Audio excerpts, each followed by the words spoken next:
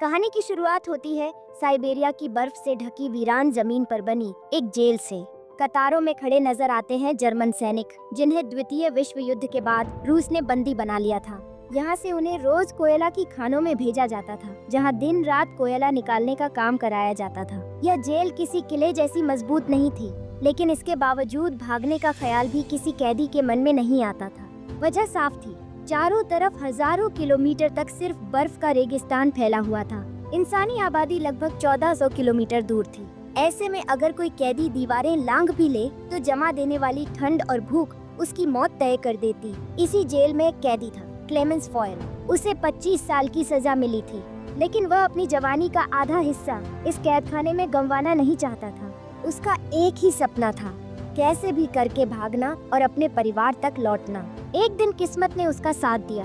वह किसी तरह मालगाड़ी में छुपकर जेल से बाहर निकल आया। खुले आसमान में सितारों को देखकर उसकी आंखें भर आईं। लेकिन ये आजादी कुछ ही पलों की मेहमान निकली। गाड़ी रोक दी गई और बंदूक ताने एक रूसी सैनिक ने उसे पकड़ लिया। फौरन जेल वापस ले जाया गया। उसे 2 दिन तक अंधेरी कोठरी में रखा गया। जब बाहर आया तो साथी कैदी उस पर टूट पड़े।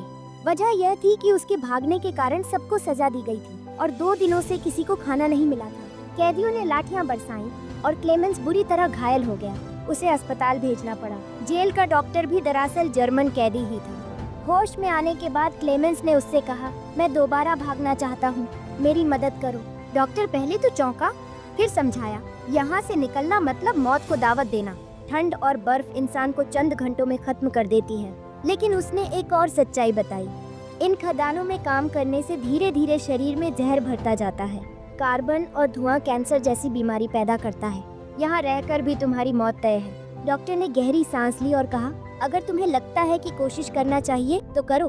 उसने अपने गर्म कपड़े, बूट्स, खाने पीने का सामान और एक बंदूक क्लेमेंस को थमा दी। उसने यह भी बताया कि रूसी सैनिक अक्सर अपना खाना रेलवे ट्रैक के पास छुपाते हैं। असल में डॉक्टर भी कभी भागना चाहता था, लेकिन हाल ही में उसे पता चला कि उसे कैंसर है और उसके पास बस कुछ हफ्तों की जिंदगी बची है। जाते जाते उसने क्लेमेंस को एक लंच बॉक्स दिया और कहा, अगर तुम जिंदा लौटे तो इसे मेरे परिवार तक पहुंचा देना और कहना कि मैं अब इस दुनिया में नहीं हूँ। उस रात क्लेमेंस ने दोबारा जेल से भागने की हिम्मत की। सुबह वार्डन को खबर मिली तो वह डॉक्टर से पूछताछ करने पहुंचा, लेकिन तब तक डॉक्टर अपनी जान ले चुका था। वार्डन गुस्से से भर उठा और उसने अपने सैनिकों को आदेश दिया, क्लेमेंस को जिंदा पकड़ कर लाओ। उधर क्लेमेंस कई दिनों तक बर्फ में चलता रहा। भूख, प्यास और ठंड ने उसकी हालत खराब कर दी। 9 दिन बाद उसने सपने में देखा कि स्लेज उसकी ओर दौड़ रही है और सैनिक करीब हैं। अचानक नींद टूटी तो पता चला कि वह तो बस भूख से बेहाल होकर बेहोश हो गया था। कुछ देर बाद उसने एक सील देखी।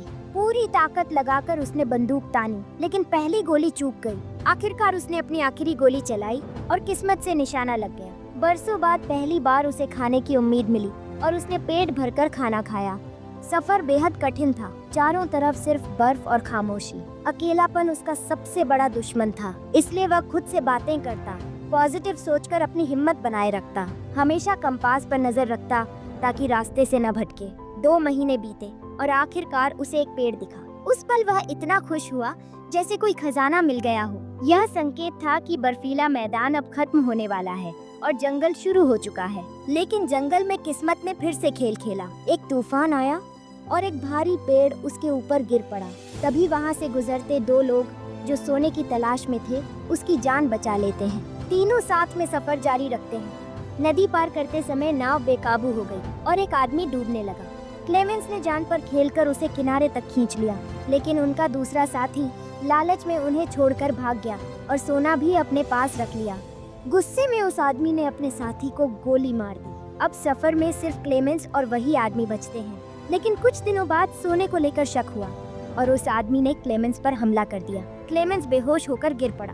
होश आया तो उसने देखा कि भेड़ियों का झुंड उसकी ओर बढ़ रहा है। किसी तरह वह पेड़ पर चढ़ने लगा, लेकिन पेड़ टूट गया। जैसे ही मौत सामने थी, अचानक गोली चली और भेड़िए मारे गए। यहाँ के शिकारियों ने उसकी जान बचाई और अपने गांव ले आए। गांव वालों ने उसका इलाज किया और लंबे समय बाद उसे इंसानों का साथ मिला। लेकिन तभी वहाँ वार्डन का भेजा हुआ खत पहुँचा। अगर किसी ने जर्मन कैदी की मदद की तो उसे सजा मिलेगी। क्लेमेंस ने किसी को खतरे में न डालते हुए गांव छोड़ दिया। अब उसके साथ सिर्फ एक शिकारी कुत्ता था। आगे सफर में कई बार वह वार्डन से आमने सामने भी हुआ। कुत्ते ने उसकी जान बचाई, लेकिन बाद में गोली लगने से वही कुत्ता मारा गया। यह क्लेमेंस के लिए सबसे बड़ा सदमा था।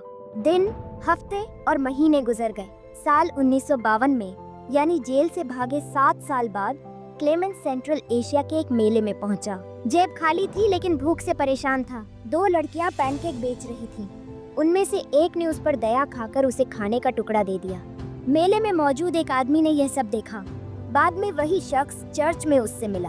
दरअसल वह भी कभी जर्मन कैदी रह चुका था। उसने पुलिस को खबर करने के बजाय क्लेमेंस की मदद की और उसे नया पासपोर्ट दिया। क्लेमेंस सीमा की ओर रवाना हुआ। वार्डन को भी सूचना मिल जाती है क्लेमेंस कहाँ पर है। वार्डन अपनी गाड़ी लेकर निकल जाता है। जाने से पहले वार्डन जेल से भागने की कोशिश करने वाले कैदी को गोली मार देता है ताकि उसके जाने के बाद और कैदी घबराहट के कारण जेल से ना भाग पाए। उधर चेक पोस्ट पर पासपोर्ट दिखाते वक्त क्लेमेंस का दिल जोर जोर से धड़क रहा था, लेकिन किस्मत ने साथ दिया और सैनिकों ने उसे जाने दिया। जैसे ही वह पुल के बीच पहुंचा, सामने अचानक वार्डन खड़ा था। क्लेमेंस का खून जम गया। उसे लगा सारी मेहनत व्यर्थ चली जाएगी, लेकिन हैरानी की बात यह हुई कि वार्डन ने कुछ नहीं कहा, बस चुपचाप रास्ता छोड़ दिया। असल में इतने सालों से क्लेमेंस की जिद और जिंदा रहने की लगन ने वार्डन को भी प्रभावित कर दिया था, और यही पल उसके जीवन की सबसे बड़ी जीत थी। आखिरकार वह जर्मनी पहुंचा। बरसों बाद अपनी पत्नी और बेटी को देखा। चर्च में उसकी बेटी दौड़कर गले लगी और पत्नी की आंखों से आंसू बह निकले। इतनी लंबी जद्दोजहद के बाद क्लेमेंस अपने परिवार से मिल पाया, और यही इस सच्ची घटना पर बनी फिल्म का सबसे खूबसूरत अंत था। दोस्तों, अगर आपको क्लेमेंस की ये जद्दोजहद और हिम्मत की कहानी पसंद आई हो तो हमारे चैनल को जरूर सब्सक्राइब करें, क्योंकि यहाँ हम आपको ऐसी ही रोमांचक और सच्ची कहानियाँ सुनाते हैं जो आपके दिल को छू जाएंगी।